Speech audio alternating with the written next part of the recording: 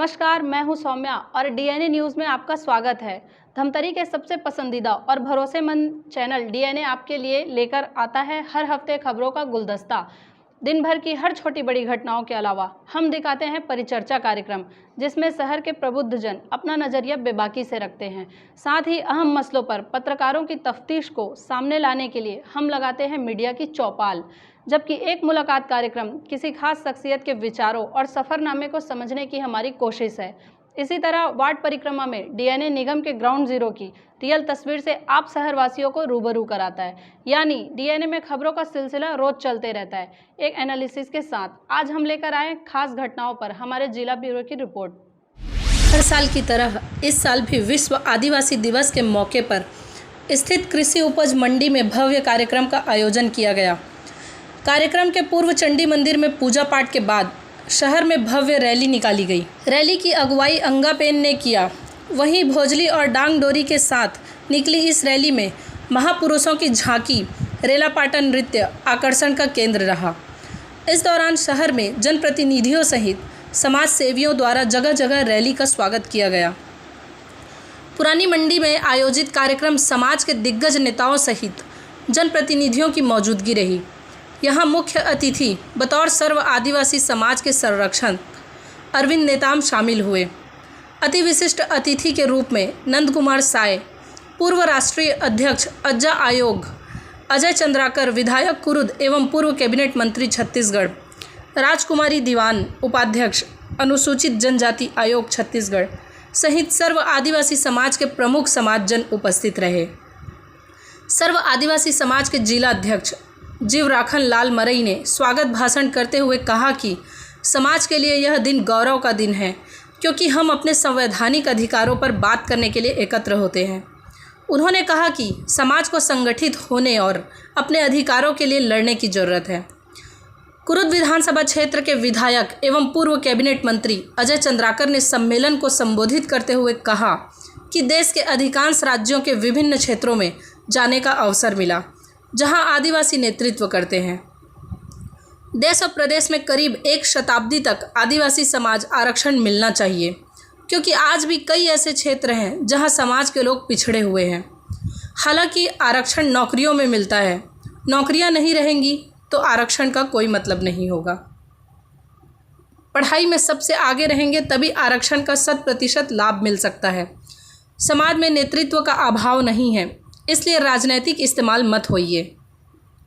आरक्षण की सूची में संधारण करने का अवसर राज्यों को मिलने वाला है, तो आरक्षण का दुरुपयोग अब नहीं होगा। सिर्फ आरक्षण जरूरी नहीं है, बल्कि परंपरा और सांस्कृतिक की रक्षा करना हमारा दायित्व होना चाहिए।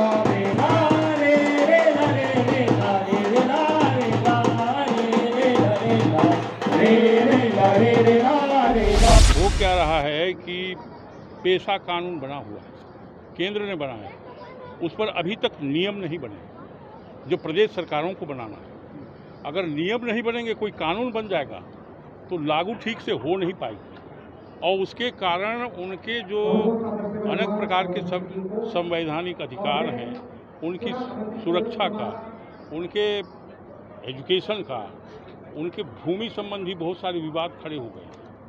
और वो केवल इस कारण से नहीं हो रहा है कि पेशा के अंतर्गत कानून बन गया, केंद्र ने बनाया है, नियम नहीं बनाए जा रहे हैं प्रदेश में, और इसके कारण इसका उल्लंघन भी हो रहा है। लोग परेशान कई साल हो गए हैं। मेरे को लगता है कि एग्जैक्ट गिनती तो नहीं है, लेकिन मुझे लगता है 7-8 साल से अधिक हो रहा है, 10 साल हो गए। देखिए, कोर्ट में संभवतः कुछ लोग गए हैं, ऐसा लगता है, क्योंकि ये पूरे देश भर का मामला है।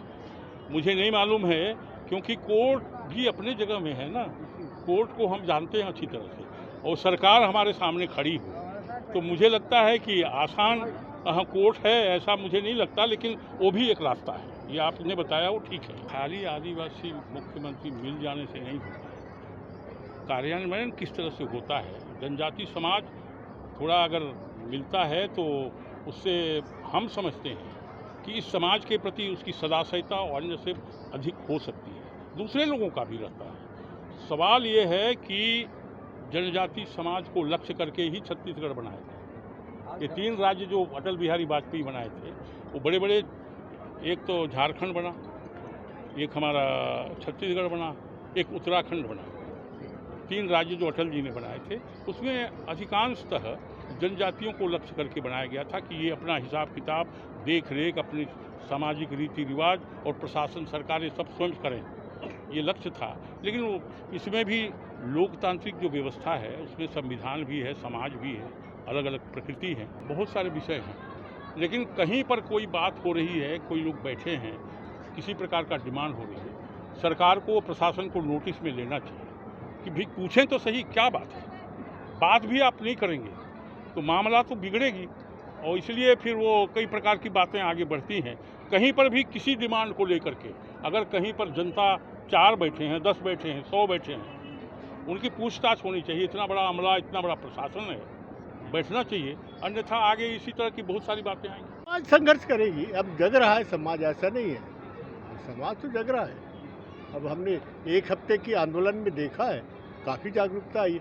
पहली बार तो हुआ है कि समाज की तरफ से आंदोलन हुआ है, पहली बार हुआ है, वो भी यानी खेती बाड़ी के समय में भी वहाँ भी आए, तो लगता तो है कि कहीं ना कहीं जागरूकता है, तभी तो आए और कहने लग गए। देखिए, राजधानी और ये उससे नहीं होता। जो मूल बात है कि जो संवैधानिक अधिकार है उसमें विचार करें और उसको लागू करें। जो कानून बना है हित में, संविधान ने, पार्लियामेंट ने बनाया या विधानसभा, उसको लागू करें, आधी समस्या हल हो जाएगी। मेरा एक मानना है, इस देश में न केंद्र सरकार इस समस्या को गंभीरता से लेती, न राज्य सरकारें। हम आज तक पूछ रहे हैं कि नक्सली पैदा होने के कारण बता दीजिए हमको, कोई नहीं बताता।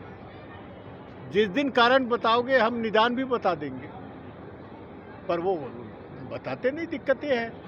और हमको तो ये शंका होता है कि पुलिस वाले ये समस्या को जारी रखना चाहते हैं ताकि आर्थिक हित है, आर्थिक हित है। इसी 9 अगस्त से चालू हो गया है कि हम लोग 146 ब्लॉक में और जिले में, तहसील में कार्यक्रम कर रहे हैं, लेकिन कई जगह विधायक, सांसद, मंत्री पूछते रहे कि इस वक्त क्यों अतिथि नहीं बना रहे हो।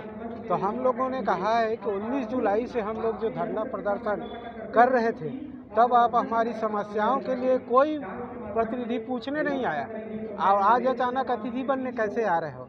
तो हम किस लिए आपको अतिथि बनाएं? आप तो हमारे हो नहीं, आप किसी पार्टी के हो, समाज के होते तो हमारी समस्या आज खत्म हो जाती।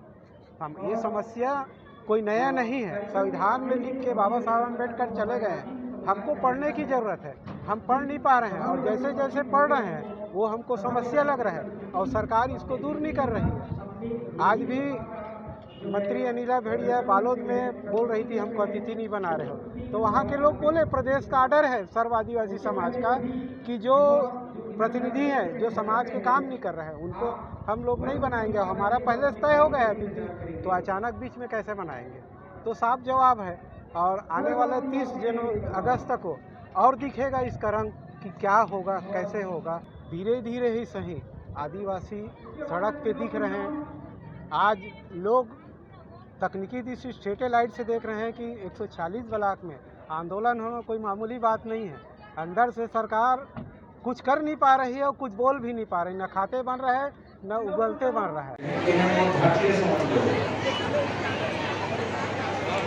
जनजाति आयोग के उपाध्यक्ष हैं, राहुल जी हैं, पिंकी जी हैं, अमृता जी हैं, और उनका तो 92 गाँव नगरी में चले, 93 गाँव, और 93 गाँव में अधिकांश आदिवासी बहुल गाँव। देखा कि 16 मगर लोग बैठक भी बैठी हैं, पिंकी भी बैठी हैं, अभी लक्ष्मी जी हैं, जो भी प्रतिनिधित्व करते हैं। उसके बाद से टेलीविजन के बाद से मैं यही बोलता हूँ कि वहाँ मेरे 2 काम अधूरे रह गए थे। एक वहाँ थाना खोलना था, एक ITI खोलना। अटल बिहारी वाजपेयी जी के शासन में छत्तीसगढ़ में एकमात्र हमारा प्रोजेक्ट हुआ, वो मगल रोड में हुआ और उसको उद्घाटन के लिए तत्कालीन केंद्रीय मंत्री जोड़ी साहब मगल को आए। मित्रों, बहुत जगह देश के पूर्व अंचलों में जाने का सौभाग्य मिला, जिनका कक्षाओं में जिस तरह से मैं काम करता हूं, मैं इस बात का पक्का समर्थक हूं कि हमारे देश, हमारे प्रदेश और ये प्रदेश का विषय तो है, अभी शायद इस लोकसभा में जो आ रहा है उत्तर प्रदेश का प्रदेश का विषय बनने जा रहा है। हम शहरी लोगों को जब देखते हैं तो उनके जनजीवन में निश्चित तौर पर परिवर्तन दिखता है। पर आप सुदूर कोंकण में देखेंगे तो परिवर्तन की तो हमें जरूरत है बताने की। और फिर हरिद्वार को जब हम जाएंगे देखने मौका को, तो जब कुछ निर्देश देखते हैं तो नहीं है तो आरक्षण का क्या होगा। अच्छा चलिए, सरकार की नौकरी में आपको जितना परसेंट नहीं मिले, मैं हमेशा ये बोलता हूँ गुरु साहब की बात की गवाही में कि आप सब चीज बेच दीजिए, सब चीज कर दीजिए, लेकिन एक बात जानिए कि जो डिग्री का नाम मरेगी ले रहे थे, आदिवासी समाज में उस आरक्षण का लाभ लेने के लिए जो क्षमता पैदा करनी है वो खुद करनी है, तो उसका हम लाभ उठा सकते हैं। मैं यहाँ पे इसी से भी बात करूंगा कि आपके लिए वित्तीय संरक्षण कितना है और कितने लोगों ने उसका लाभ लिया है कि आपको नौकरी नहीं मिली, तो कितने संस्थान है जो आपको वित्तीय संरक्षण दे सकते हैं। तो शायद जो को वित्तीय संरक्षण चाहिए वो भी ये बात नहीं होता। तो ये था शहर में घटने वाली खबरों का लेखा जोखा। हम लेकर आते रहेंगे अलहदा तरीके से हर उस घटना को और एनालिसिस करते रहेंगे खबरों की। आप बने रहिए हमारे साथ डीएनए न्यूज़ पर। विदा लेने से पहले हम इतना ही कहेंगे, आप सभी के सहयोग और सलाह से डीएनए धमतरी का सबसे विश्वसनीय लोकप्रिय चैनल बन चुका है।